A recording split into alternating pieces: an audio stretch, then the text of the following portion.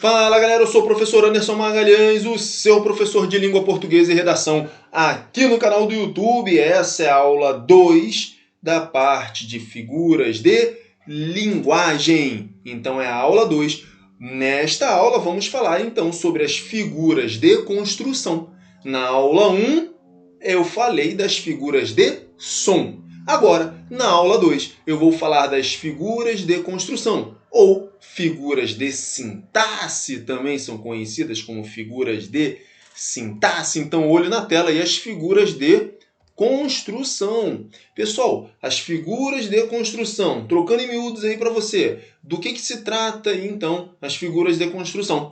São figuras relacionadas à construção do texto. Eu posso fazer inversões, eu posso fazer repetições ou então omissões. E as maneiras como isso ocorre dentro das orações, dentro dos períodos, dentro das frases, a maneira como, e versos também, né? A maneira como isso acontece, como essas construções, essas inversões, essas repetições, essas omissões ocorrem, dão origem às figuras de construção. Então, olhe na tela, olha a definição para você. Então, figuras de construção são figuras que ocorrem quando há alguma ruptura da sequência lógica do período. Qual que é a sequência lógica do período quando a gente fala em termos de língua portuguesa? Sujeito, verbo, complemento e os adjuntos adverbiais, ok? Então, essa é a sequência lógica que você aprende lá na parte de análise sintática. Sujeito, verbo, complemento e também os adjuntos. Então, essa ruptura é materializada pela inversão de termos, pela repetição de termos ou pela omissão de termos. Tudo isso pode acontecer e aí dá origem, a maneira como isso acontece, dá origem às figuras de construção. Desse modo, as figuras de construção ou de sintaxe aparecem causando alguma modificação. Então, tá ali, ó, alguma modificação na estrutura da oração. E as figuras de construção estão muito presentes na linguagem o quê? Tá aqui, ó, na linguagem literária, na linguagem publicitária, na linguagem cotidiana, de uma maneira geral. Maravilha, então? Então, figuras de construção relaciona-se à ruptura da sequência lógica da oração. Eu posso inverter, eu posso repetir termos, eu posso fazer a omissão de termos. Vamos ver então agora cada uma delas, cada uma das figuras de construção. A primeira delas, uma muito conhecida, é a elipse. O que é a elipse? Está lá, ó.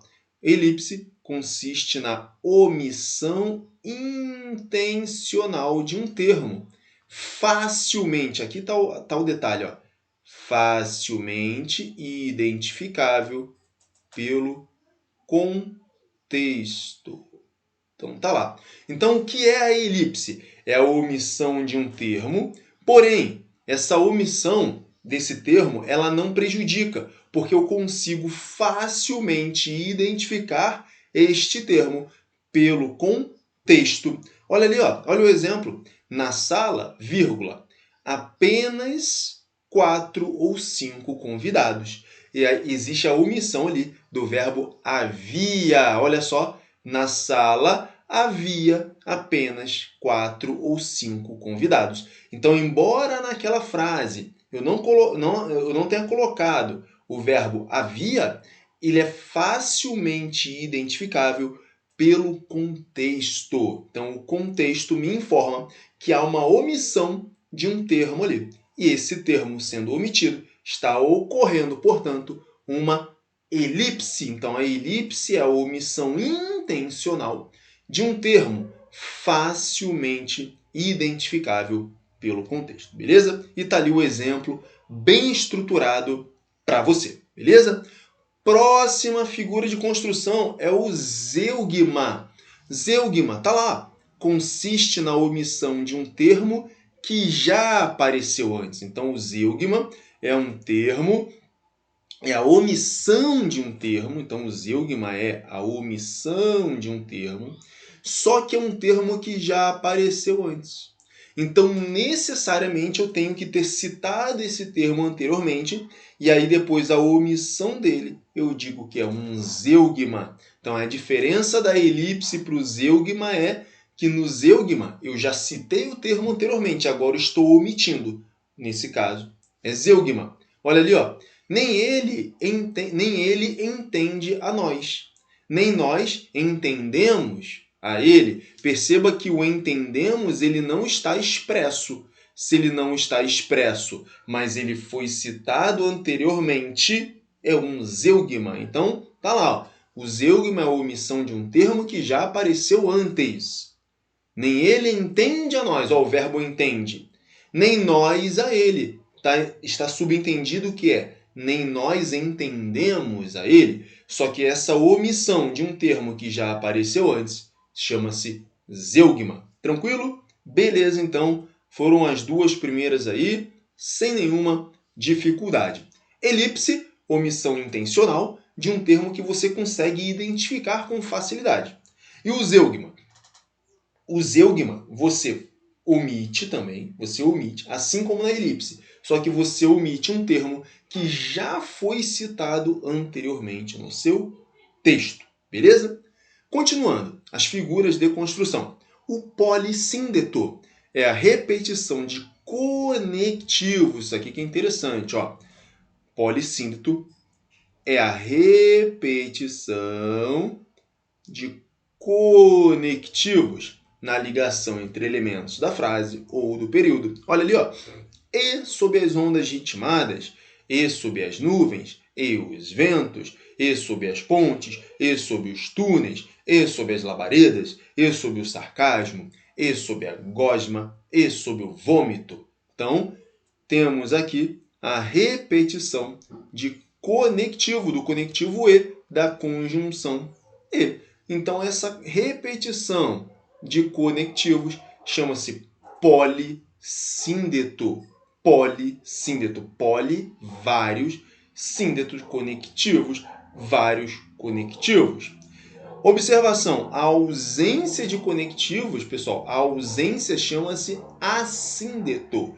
Então, o polissíndeto é a repetição de conectivos, variados conectivos, vários conectivos ali, a repetição de conectivos na ligação entre termos, entre elementos da frase. Então, a repetição de conectivo é o polissíndeto.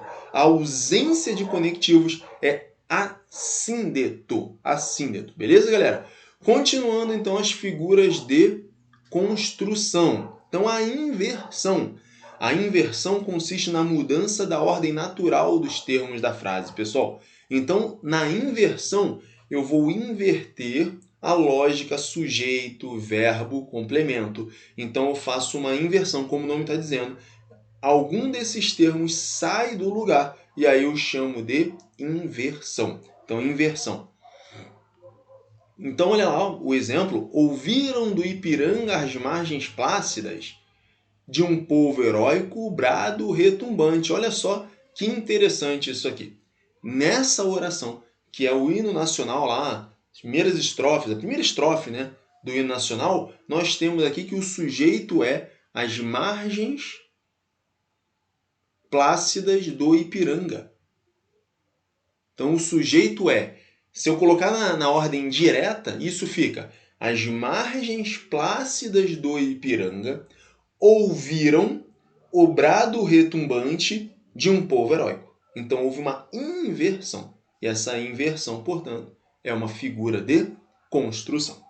Então, ali eu coloco agora para você que a inversão é o nome genérico atribuído à figura de linguagem que consiste na alteração da ordem dos termos na frase.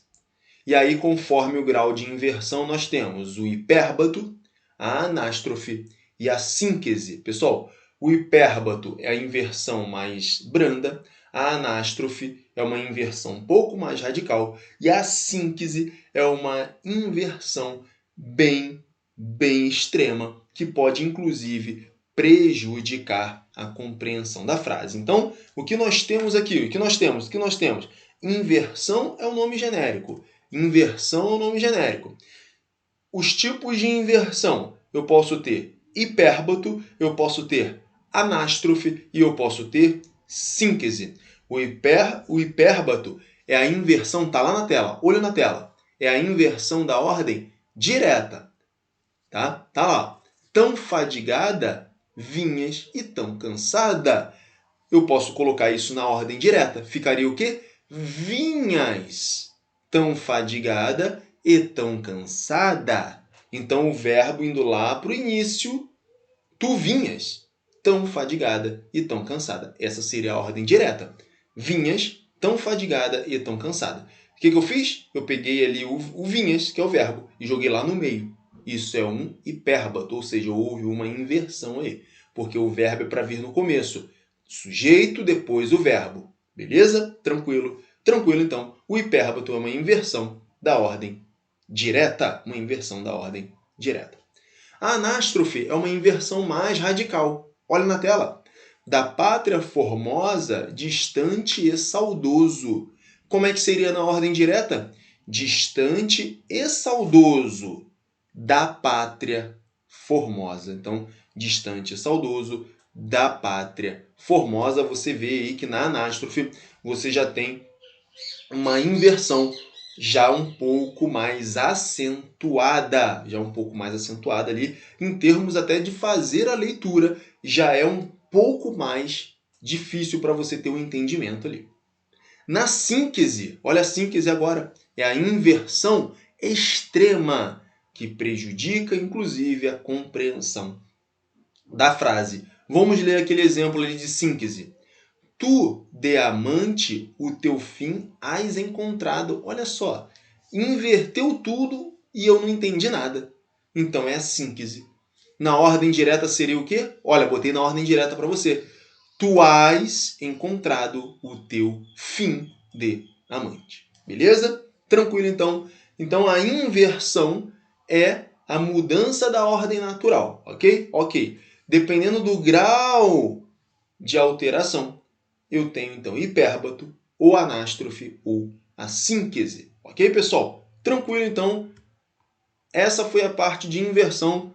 Olho na tela, continuamos. Agora vamos falar aí da silepse. Silepse. O que é a silepse? Está lá. Consiste na concordância não com os elementos expressos na frase, não com os elementos expressos na frase,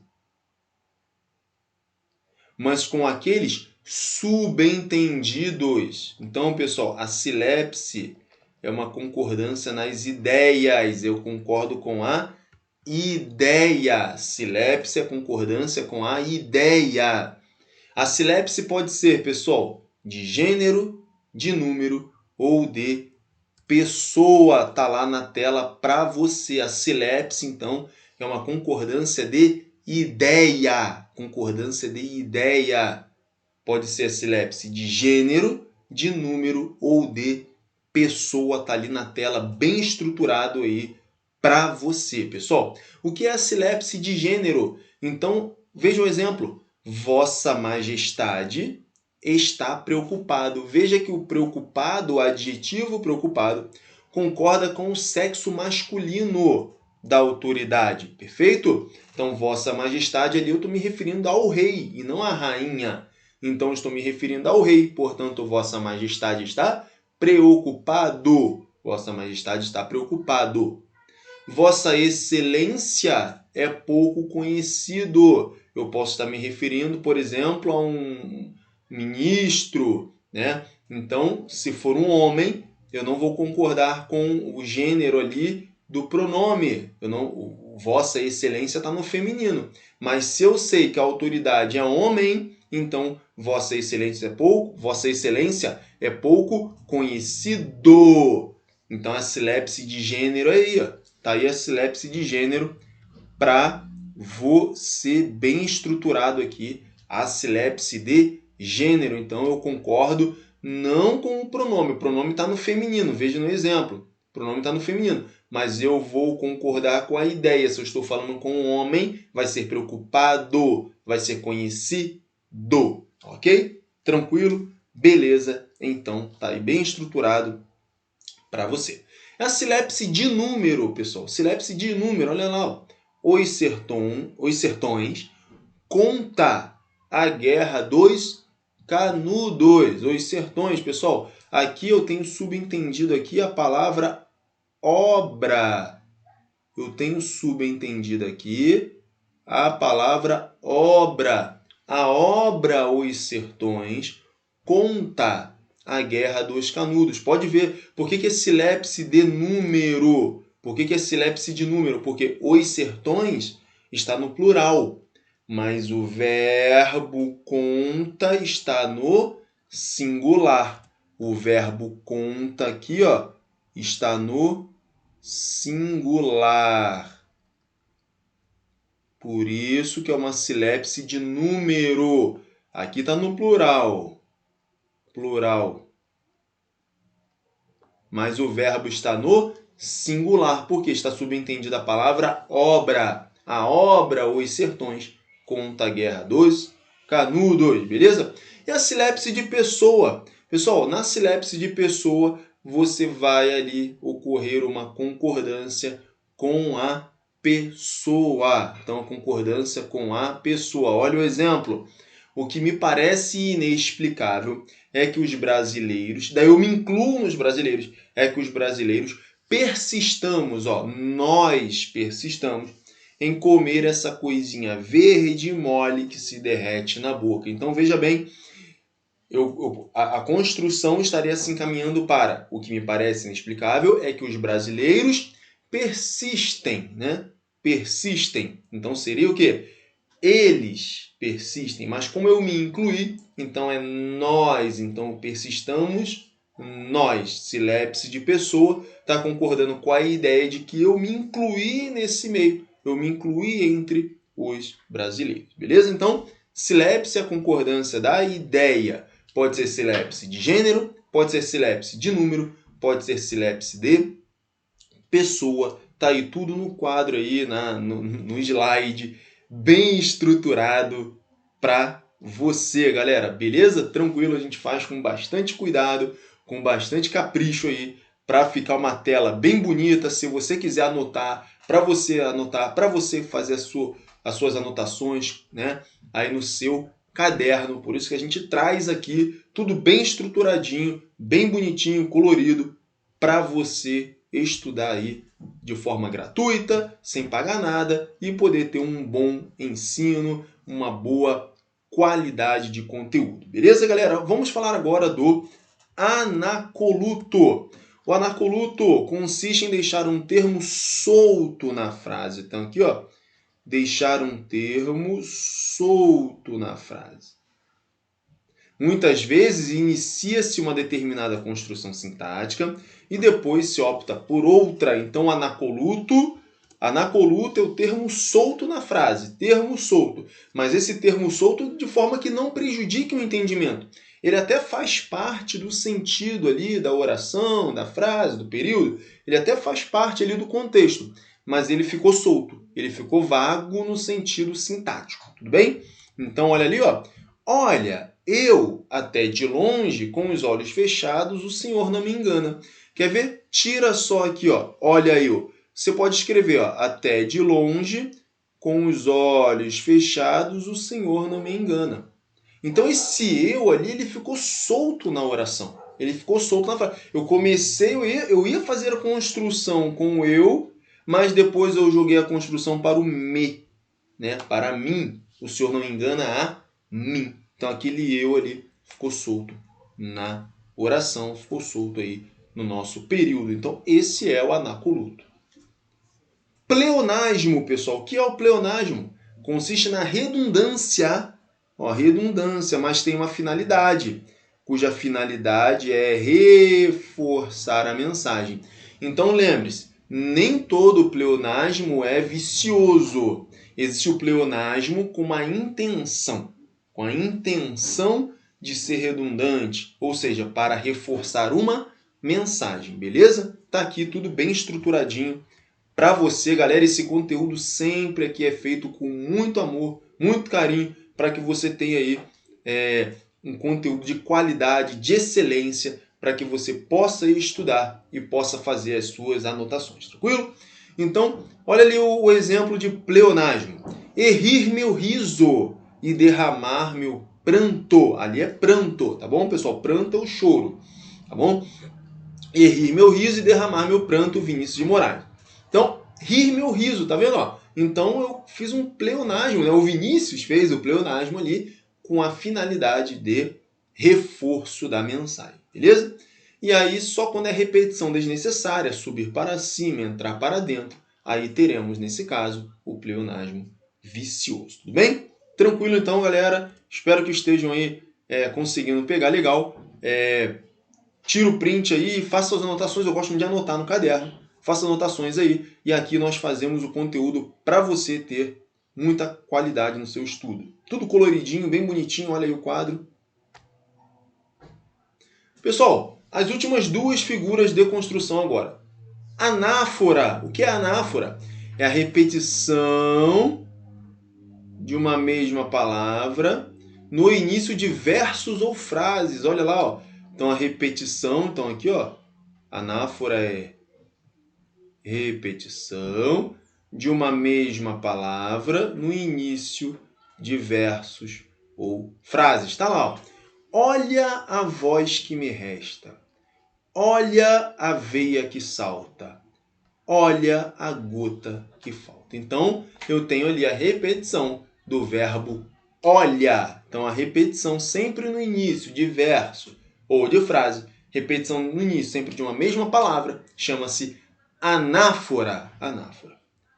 E, por fim, a hipálage consiste em atribuir a uma palavra o que pertence logicamente a outra palavra.